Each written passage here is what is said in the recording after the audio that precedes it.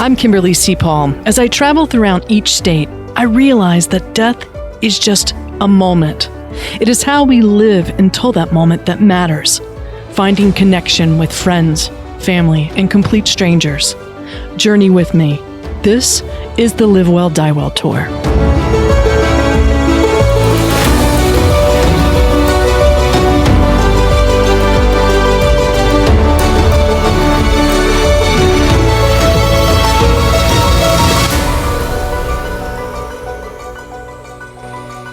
So we're here today talking to an author, which I have so much in common with, it's really funny when I end up meeting someone via Zoom or via this podcast, there's some kind of kindred spirit that comes through that I feel like I've known some of the people that I've interviewed since I was in high school. And I feel, Eileen, I feel like I feel that way about you. I mean, just us gabbing too long before we even started pressing the record. But Eileen Robertson, welcome to the show. She's a new author, and she's had so many losses in her life, and I want to chat about each one of them. But first of all, why don't you tell us the story of how did you come to write this book? Good story. So the story that I tell in the book, that I start the book off with, is the sudden loss of my husband in December 2011, right before Christmas. We had 3 young children, an 8, 7, and a 4-year-old. And he was private piloting our plane, and his right engine failed 2 nautical miles before the airport in York County, Pennsylvania. And I went to the airport by myself to pick him up because he had all the Christmas presents and the plane. So it's that story, and it goes through my own transformation and my grief and my transformation, and then kind of picking up the pieces and creating a new life. And I tell that whole story. But how old were you? How old were you when I was 41? When the plane crashed? When the plane crashed, yeah. Brian was 38, yeah. Oh, little cougar. I know. I did. I picked him in. Yeah, he was 3 years younger than me. Well, so you're sitting at the airport. What is that like? How did this information get to you that he crashed? Yeah, so when I arrived, so I was tracking him. If you're private pilot, you can track online, flight tracker. And we were living in Huntington Beach, and we all went back east to visit family for Christmas. And I went early with the kids because they had a longer break. He was going to wrap up work and come meet us a few days later. So I was tracking him all day on the plane, and he was, moving across the country. And then my last check, it said 2 nautical miles, 2 NM. And I'm like, but I wasn't that worried. It was a private, an unmanned, untowered airport. So it's tiny airport. So I'm thinking, things don't, whatever. So I was worried, but not really worried. And then he didn't answer, but Brian's like, doing the post-flight checklist. I'm like, he's probably not answering his call. So I was like, I wasn't happy they didn't answer my phone, but I wasn't like really worried. So then I'm driving to the airport, and on the way to the airport, I got a phone call from the National Transportation Safety Board, and they were like, he hasn't confirmed his landing. And I was like, oh boy. So then I was a little bit nervous. And then when I pulled up to the airport, his plane wasn't parked where it's so small, like it's like a parking lot, right? It wasn't parked where I knew it to be, should have been parked. So I run in, and they tell me right away, like, we believe that plane has gone down, but we didn't know anything. And there was a helicopter that had been dispatched to try to save him. And you're by yourself? I'm by myself. So immediately, though, I called my sister was visiting my parents as well. We were all staying with my mom and dad. And so I called, and I was like, you got to send Dad to the airport because I can't be here by myself. And so my dad was like shopping at Walmart for a fridge, and so he rushed and we waited a good hour and a half, 2 hours. And then eventually the police and the coroner came, and yeah, it was definitely hell. I mean, it was,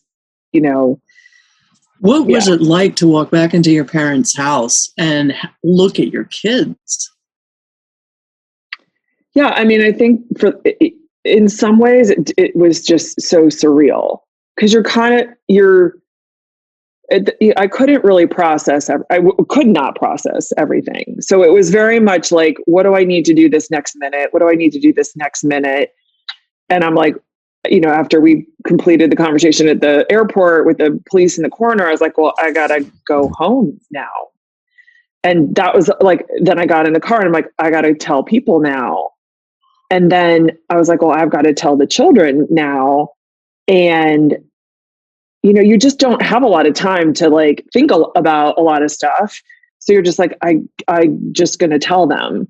And, it was awful. Like I walked in and they're kids. They're like excited and seeing their dad. Where's Dad? Like, he's like, Daddy. And it was like, just, they were like, and I was like, I've got really bad news. And they were like, what? He couldn't come. He had to.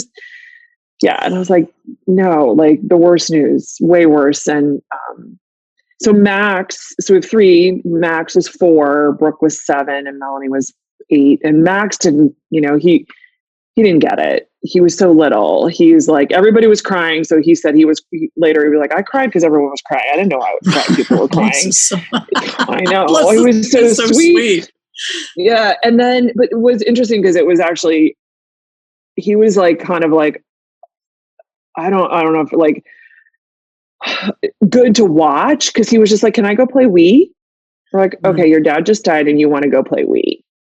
Okay, buddy, go play Wii, and it was sort of like that. I don't know. It was resilience. Yeah. It's like resilience. And what do I want to do now? I want to play Wii. Like I want to, have a cookie and I want to play Wii. And that's what like a 4-year-old does. Cause they're not thinking, they're not thinking, oh my God, I'm never going to see this person again yet. Eventually they can't put their mind around it. No. And I think we were all sort of in that state too, where we're all just in shock and, what do we do now? And yeah. And so did you and Brian, did y'all ever talk about like, hey, if something happens to me, or did y'all plan for, did y'all have how young people are, they don't even have wills. Yeah. So, and one of the reasons I was excited to talk to you, because I know your background in hospice and things like that. And we did have wills, we did have estate plans, we did have actually financial plans and life insurance. Yeah. And part of it was driven because he was a private pilot. He was a risk taker.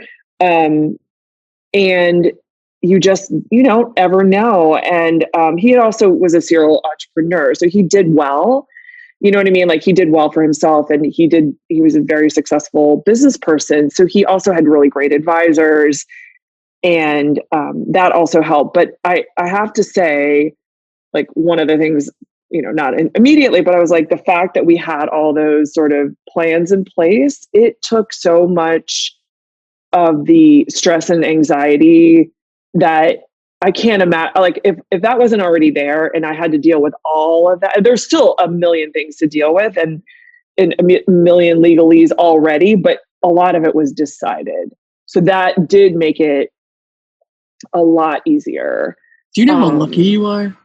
No, I do. I do know that. And actually my book used to start, we changed the first lines, but like it used to start, I'm a lucky woman. And there's a whole theme in my book and it's like, well, how do you call yourself lucky? But I'm like, there was some, guided, I don't know how, but yeah, we were incredibly lucky that we had that organized and actually, I don't know, Brian had also, because he was flying probably about, I don't know, a couple months before this, he had written me an email. He was actually flying to Mexico to meet with, who was in the solar energy industry.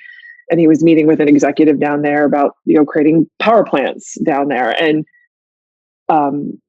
And so he left early in the morning, and I get up and I have this long email. Should anything happen in my early demise? I'm like, and I was so mad at him. I called him. I was like, okay, that's like the last thing I want to wake up to. Like, really?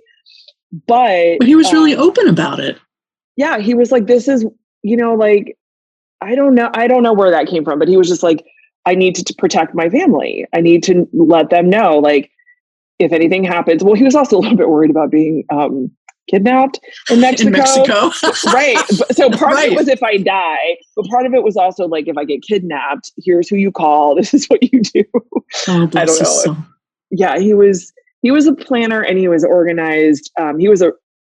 So anyway, all that was in place, but now, you had 3 kids. How do you keep Brian alive in their lives? Because they were one was young, but it's like, that's their father. I mean, how have you done that? So probably the number one way we do it is we talk about him. And I'm super lucky my current husband. So I've been remarried, and that's all in the book, and how I was able to open up myself to loving again. But part of that was finding a man who could be okay with that. I still have a relationship with someone who's not here anymore. And although it's not romantic in nature or intimate in nature, that was pretty clear when it was over. Right. And anywho, but he's, Mike has been really great about supporting making room for Brian and your family. Room. Yeah. And I think, and I've said this before too, but it's like, I think he's kind of grateful, because I met Mike. He didn't have any children, had never been married before. Like, what are the chances of that? Right. And, but he's lucky. Like, yeah, lucky. I know. I was about to say it again. I was like, I'm not going to say it too many times. But like, I met him, and I totally believe that Brian set us up, which maybe you should look. Maybe you should look to Rob. But anywho, another story. So I totally believe that. And but anyway, so we keep Brian alive by talking about him. And we've also done some like official legacy when he first died, because he was in the renewable energy industry and he was a pretty influential player. We created a solar schools fund where we put solar panels on schools, and we did Earth Day fun runs. And I'm still continuing some of that work now, supporting the Foundation for Climate Restoration. His daughter, Brookie, my daughter, but it's so funny because like in that regard, it's like her work as it relates to the Foundation for Climate Restoration. I feel like it's like Brian's daughter, even though she's mine too, but it's like he would be so proud of her in that. And then, we water ski. Brian was a big water skier. Like we do a lot of things. And so how are the kids now? Yeah. So, it's interesting because anyone who's grieved with children, and I think this is probably true of grief even of adults, but it's even more obvious when you're dealing with children, is like they say, oh, grief, you don't get over grief, right? Grief keeps moving, but it's really obvious when it's children, because like a child who's 4 has a particular perspective on like life and parents and things like that, and then then he was 6, and then he was 8, and then he was 9. And every major milestone in development and understanding has come with a new set of things to deal with in grief. And, I think, so for example, for like Max, he was 4, and then I got remarried, and he was so excited for Mike to be his new dad, because like a child, like I lost my ball, I need a new ball. I lost my dad, I need a new dad. New dad, problem solved. And he called him dad, but he's like, oh my God, first time we ever met, I tell a story in the book, but like I introduced the children to Mike. Max was like, oh, we're going to go meet my new dad. And I was like, oh God. I was like, please don't say that to him. Like, you scare the shit out of him. And to like leave right away. But I was like, and you don't know that. You haven't even met him. But he was like, no. We're going to meet my new dad. I know it. I'm sure.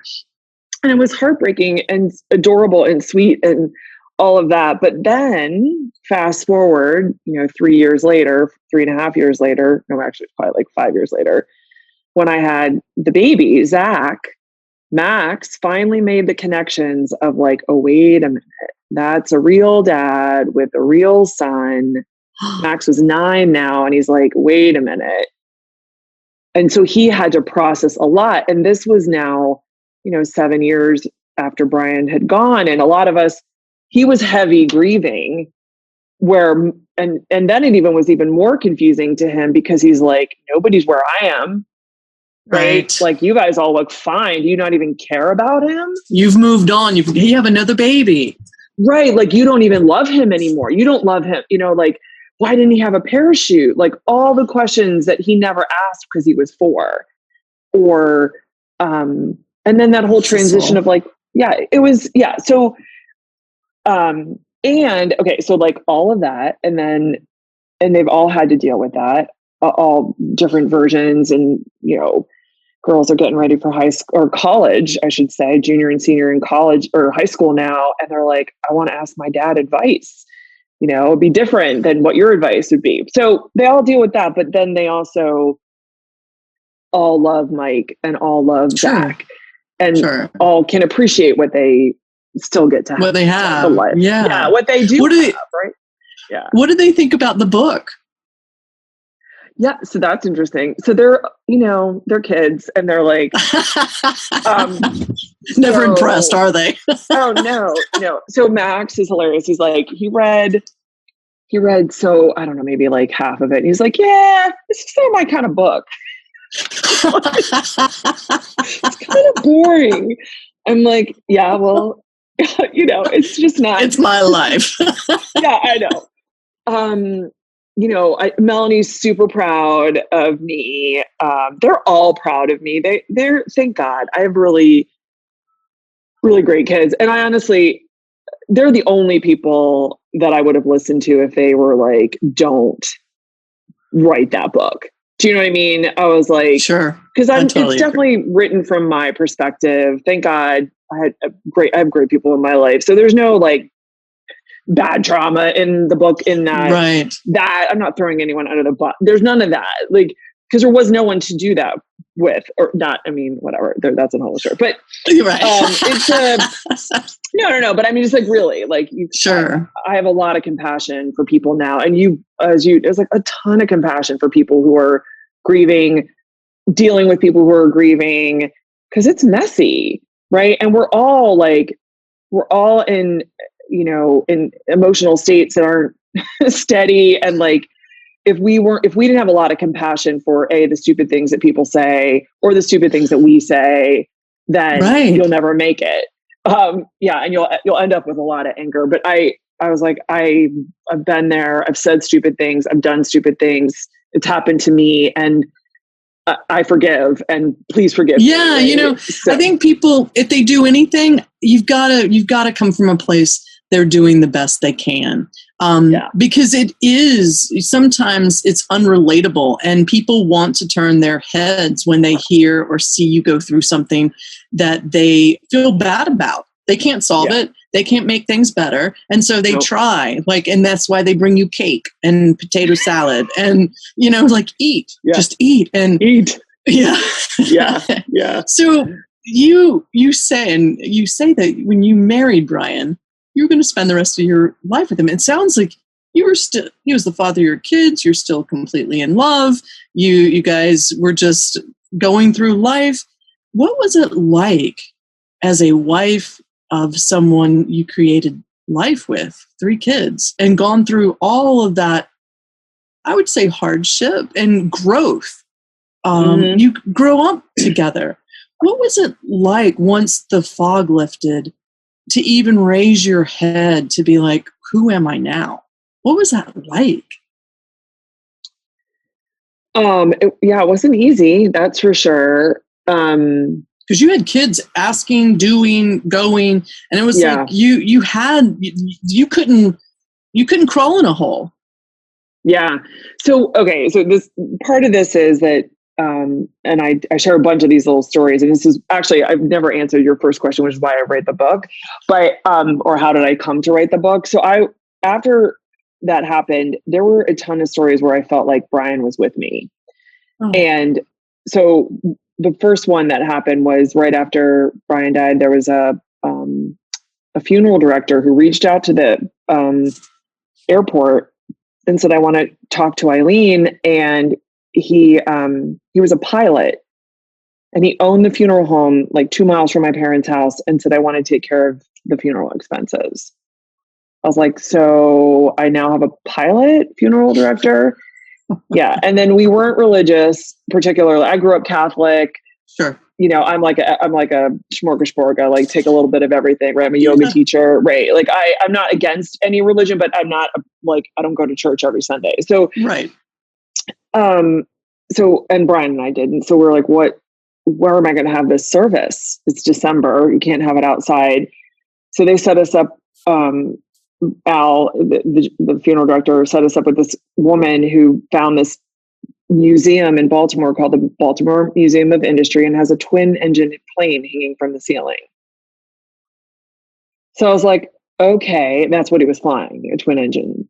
Sure. I was like, so now I have a pilot funeral director, a business museum on the waterfront in Baltimore that has a twin engine plane hanging from the ceiling.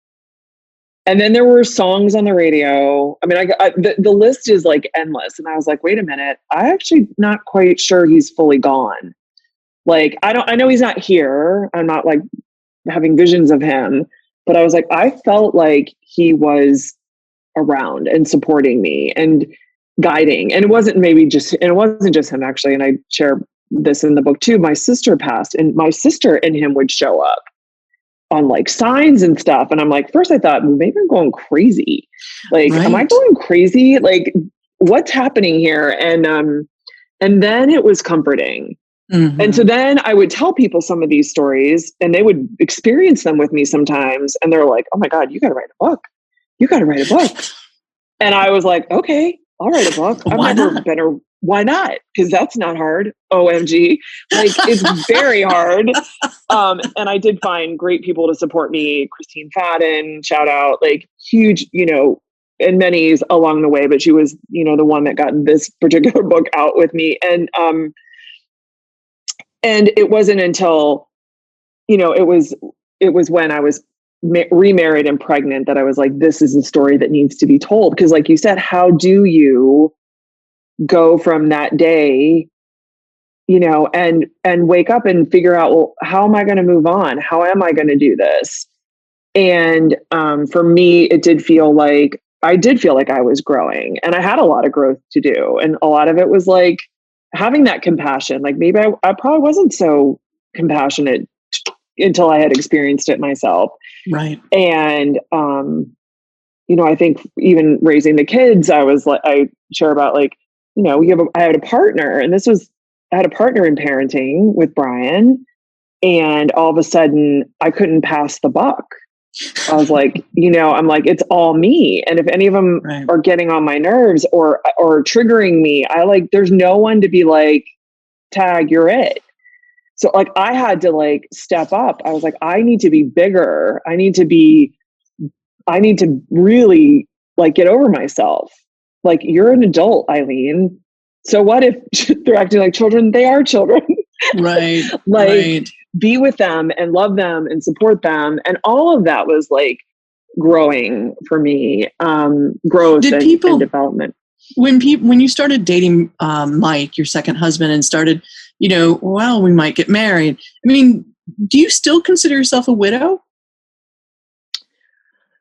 Yeah, it's funny because there's all the check boxes, right, on forms. And I check married now, but I am a widow too. Like, mm-hmm. I have that relationship. I was married. I mean, even if you get divorced, you have an ex-husband. Like I am, so it is part of who I am now. It's like the whole enchilada, the whole piece. So yeah. How was Brian's parents when you started moving on? Did they have trouble, or were they really supportive?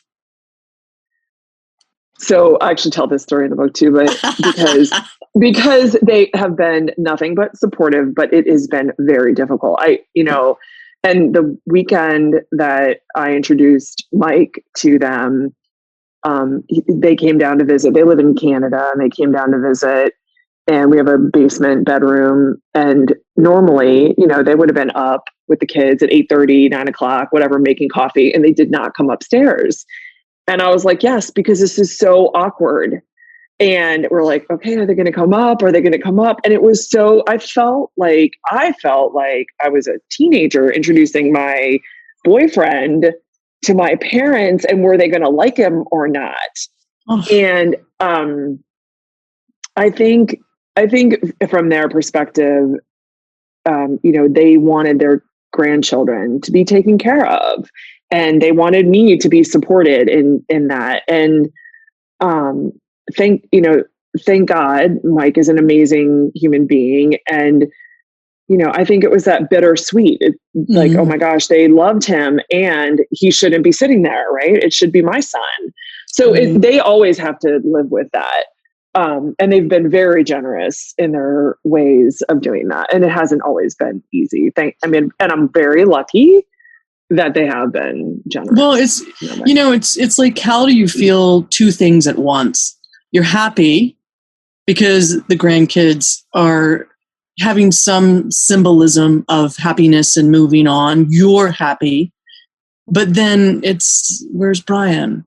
Yeah. And, I talk about Rob a lot about, when I found out he died, that was an impact of grief. But now watching his nieces grow up, there's this grief of absence, that they're not, that he's not seeing them grow, and or having that big brother proud moment with his sisters of how far they've come. And he'd be so proud of his sister about the mother she is, and with her partner, and where his middle sister is, and what she's doing now. That's the thing, is it's the loss of absence, not having them there. And I'm sure that's what, Brian's family feels. So this has sort of made you, because Brian took care of a lot of stuff, has really brought you on board about really educating people about, do not wait. You've got to have these conversations. And I mean, what are some of your advice, since you've been through all this? You've felt the comfort of having even the email of kind of normalizing the conversation. What is some of the advice that you would give to anyone prior to I'm going to say a tragic situation? Because I'm not guaranteed tomorrow. Something we're not, right. Yeah. So the name of my book is Time to Fly, because it's literally like, this is it. So, not to be impulsive necessarily, but to take action in the areas of your life that are important to you. And, if you're waiting and you're struggling, just don't wait. Like, don't wait to say, I love you. Don't wait to say, I'm sorry. All that can be resolved after, but it's like a lot nicer. Last words Brian and I spoke were, I love you too. Thank God I'm lucky. Like, I really thank God, because there was nothing left unsaid. And there were definitely times in our life that wasn't the last thing we said when we hung up the phone. Right? So not to pretend like we had this oh, they've been married for 11 years and they've never fought. No, but do the things, just do the simple things, just get the will in place, get the estate, get life insurance, because you aren't guaranteed. And if you're young, life insurance is cheap. So and it was really amazing that I could have that security, literally, because I think financial security when you die, when someone dies and you're dependent or, highly dependent on that source of income, that, if I didn't have that, I think it would have been even worse. So I'm sure, do the smart planning. And even if you don't, you'll recover, but you can recover, but there are easier ways to do it. But more importantly, I think more importantly, it's and you said that's even in your TED talk, but it's just like, don't wait. Like, what are we waiting for? Like, be where you are, be grateful for where you are, and appreciate the moments, all the moments, even if they're hard moments. Because I think, because that's it. This is it. This is life. I use this story a lot because it really is reflective of life. And my cousin and I, she's my second cousin, but we're best friends. She's like a mother, sister, best friend, all rolled up in one. And we love to cut up. And a lot of people, complete strangers, will come up and be like, y'all must be like college mates. And she's like 20 years older. And she's like, yes, we are. But she's like, but people are like so amazed at the richness that we have, the relationship. And as soon as someone says something, because eventually someone always does, about how close we are, how funny we are, we bounce off of each other. And I turned to the people who are commenting and I said, if you think it was fun all the time, it wasn't. It's the hard times that make us laugh now. Yeah.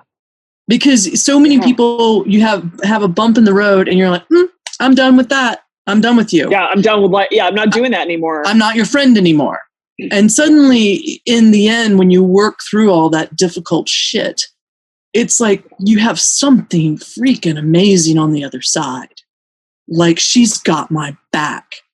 And so you're right when you're talking about, I'm sure you still think of Brian. I still think of Rob, and I've dated many, many individuals and have fallen back in love, and love that process. But it's like sometimes people don't understand that your heart actually grows. Mm-hmm. That Rob is always there with me, just like Brian is with you. But your heart grows to incorporate so many other adventures and the capacity of what we have. But, as a person who lost a husband with kids, tell me, what was it like to enter the dating scene again? Were you scared to? Oh, totally. I mean, I don't want to say scared so to death. Fun. But yeah, no, I know. But it's hilarious because, I hadn't kissed anybody different in 14 years. And now I'm like 42-ish, 43 almost. And I'm like going to kiss someone for the first time and very attracted to him. So like it was the right thing to do for sure.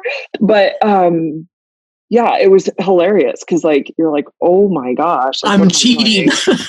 Yeah, I didn't have the I'm cheating as much as like, oh yeah, and a poor guy, right? It's like, so like the first time we ever really get together, I'm like, I bawl and cry afterwards. Like how? It is not in the book, but now it's out. But like I was like, but yeah, I was like, oh my god, because like that release, right? Like it's almost like. Whatever, who cares? It's like being a virgin again. You're like, right. Oh my God, like it's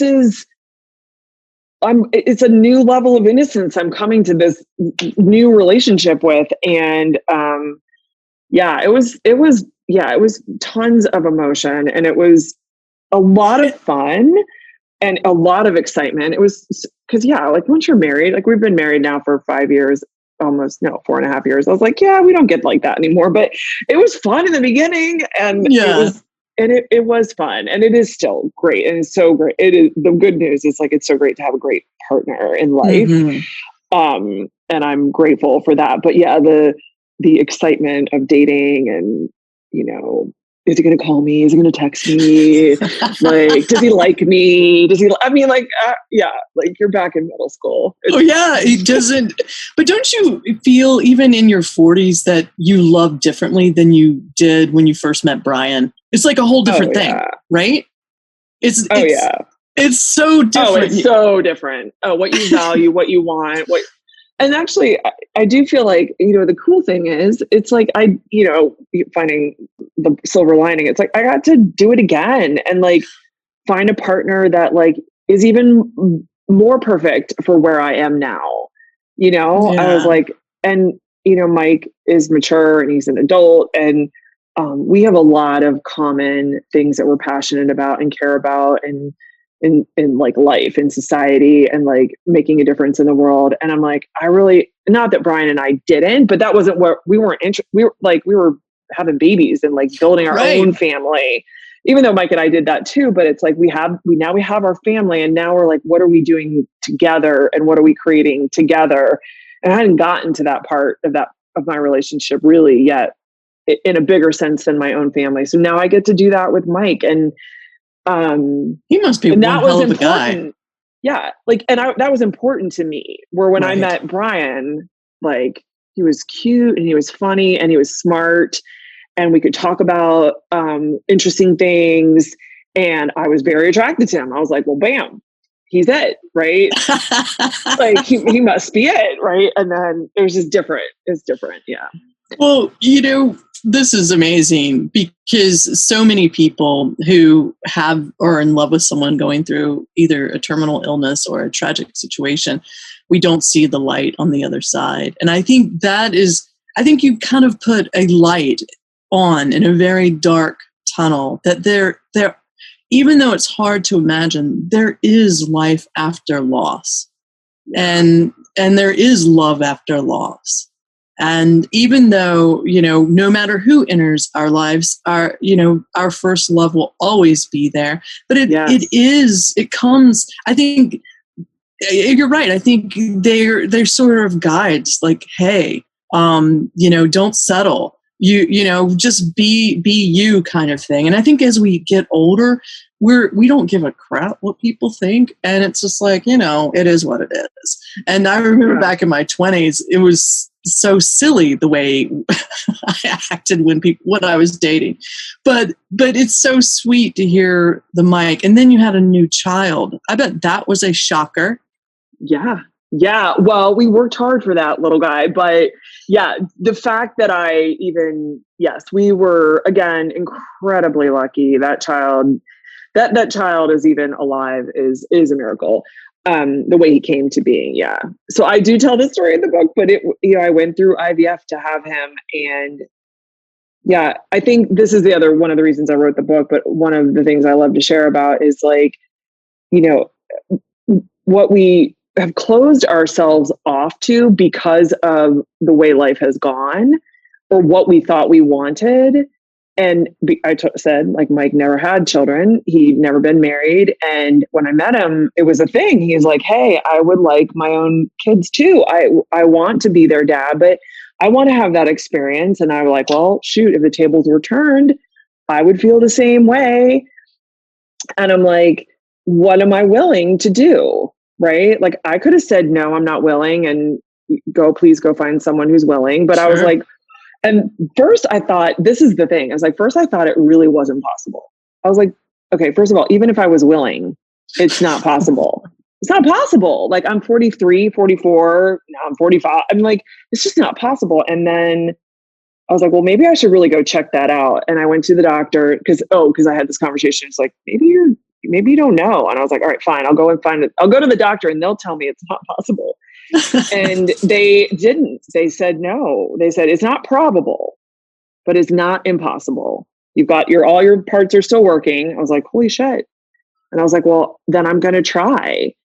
I got to try. And I'll know if I try and it doesn't, I'll know. Right? Like, you'll know. But I was like, I'm going to try. And then it was a long journey, took a year and lots of ups and downs. And anyone who's been through IVF knows it is not always a pleasant journey. It's a ton of like high hopes and lows and high hopes and lows. And it's like and plus you're on a hormonal roller coaster. But anyway, and then we got the the news. We had a healthy embryo, and then we had to get that little baby to stick. And then I got the news it worked, and it was like, holy camole. And I'd say more, it's right in the book, but like, if anyone wants to know that story, I'm happy to share it more, but like, holy cow. And yeah, and I shared this with you before we started, but it was like, he was meant to be, right? Like, he was coming. Right. Yeah. I mean, it's interesting how everything is meant to be. It's already planned, because I mean, you feel it. You absolutely feel it. You don't feel it in the moment all the time. Because it's like, it's always 2020. Oh, it's always 20. No, that's maybe the one good thing we could say about 2020. But yeah, it is always 2020. You're like, holy shit, that worked out that way. I know. Like, I'd never imagined. Absolutely. No way. Absolutely. No how.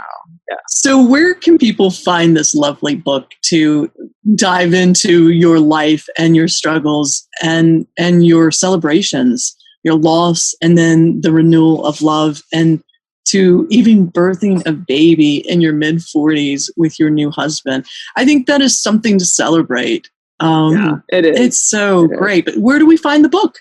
You can find the book anywhere books are sold. So you can find it on at your local bookstore. You probably have to order it because they're not stocking a lot of books these days. But or you can buy it online. You can buy it on ebook. It's on Barnes and Noble. It's on Amazon. It's on Indie Books. Have you done a recording of the book for Audible? I have, and I am in the final stages of editing it, and I have been for like the last 2 months. So I literally, and honestly, the reality is, I'm like, I have to listen to it, and I don't want to, and that's awful. So I am listening to it, and actually, I have it on my calendar tomorrow to finish and give him. Is it hard to listen to yourself read it? It is. It's a little bit weird, but I do think I was the right person to read it.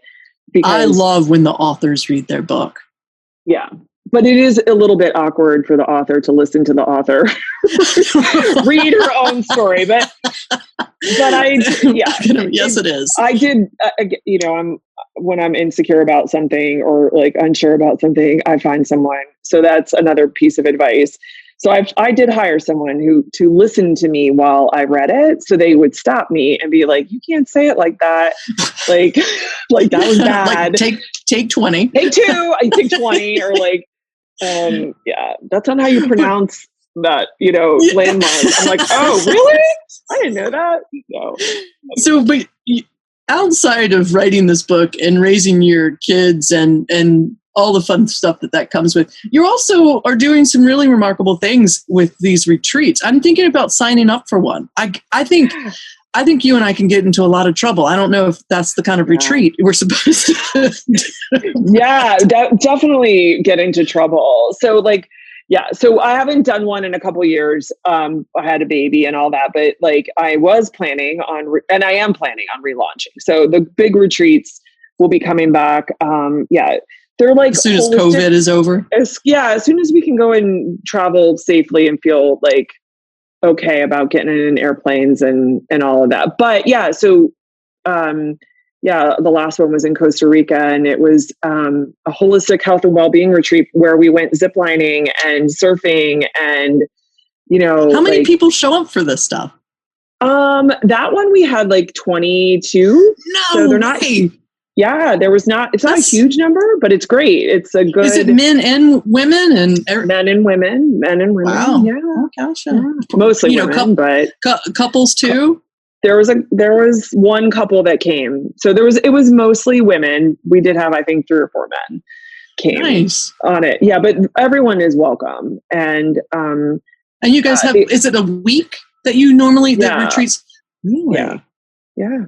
I am totally down for that. Yeah, no, who couldn't use a week retreat? And it's really about it's about self-care and retreating and reconnecting with yourself, right? Right. And caring for yourself and being in a space where we make that easy.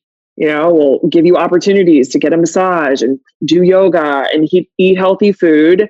And then, if like taking a risk, probably not your problem, but because you haven't seen me surf before. My producer of my podcast taught me how to surf in Costa Rica like 10 years ago. And he's just like, yeah, you've got your own form. That's good. That's awesome. Yeah. He's like a younger brother, and it's those sort of things that really inspire me to re-engage in a retreat such as this. So you run this complete retreat. Yeah, and I have partners. I don't do it all by myself. So I have business partners and colleagues that complement my own what I bring to the table. So we have just a more well-rounded workshops, and it's all like. I was like, I don't want to host something where people feel like they're at work the whole time.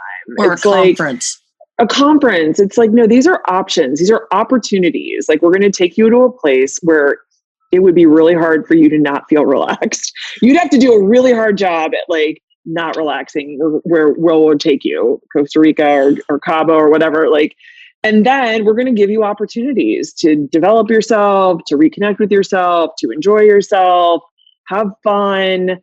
And we promise that when you go home, you will feel great and you will be reconnected with yourself and more it's almost inspired. Like a kumbaya moment, you know? Yes, we do. We have a little gratitude exercise at the end that we do, which is, you just get reconnected.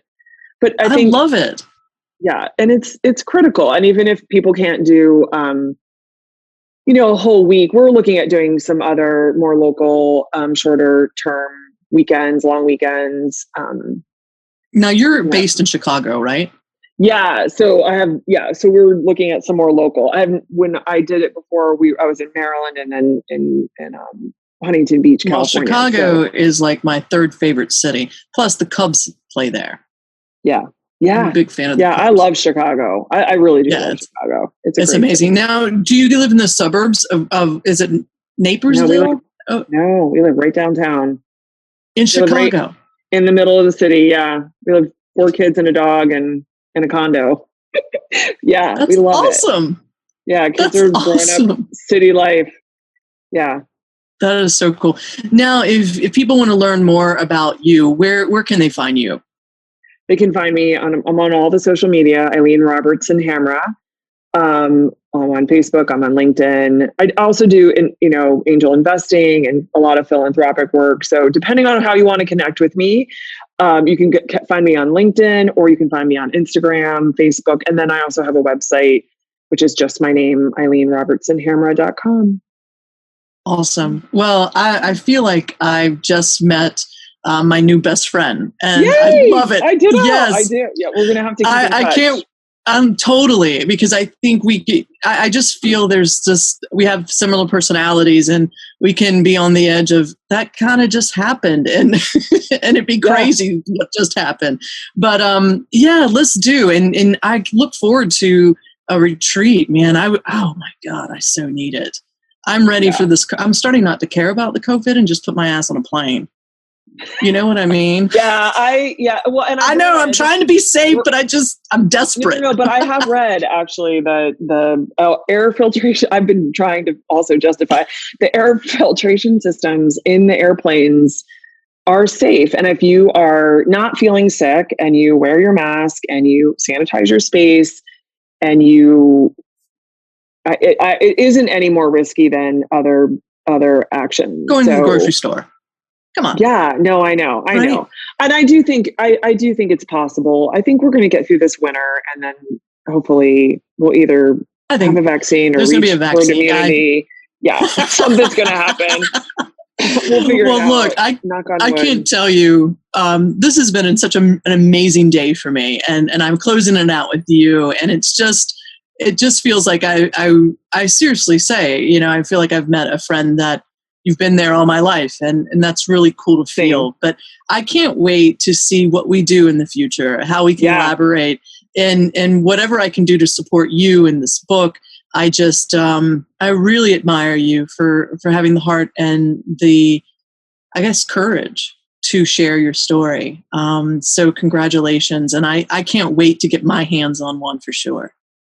Thanks. This was fun. This is great. Yeah. Okay, good. Well, sweet. Well, look, I will let you know when it airs. It's been like a pleasure. This is fun. I do actually really think we will do something. I don't know what. I hope so. Yeah. If you want to be introduced to Christine Fadden for your own project, for your own book, she's amazing. I would love that. And just also whatever you see that I'm doing, if I can help you or connect you, and even with, my stuff, I tell people I've worked for Saturday Night Live, I've worked for CBS. If someone needs some connections, I might not have them, but don't be afraid to ask me. I'm all about helping people out and connecting them with people. And that's how I've gotten to where I am in my life. So feel free, ask me anything, and I'll try to. Are you coming to Illinois? And did you go through Illinois? I did. I did. I was in Chicago and I was in Naperville, and actually I was supposed to go back to Chicago for a conference in June that was pushed off to 2021. So I'm coming back. Okay. Okay. Well, and you better.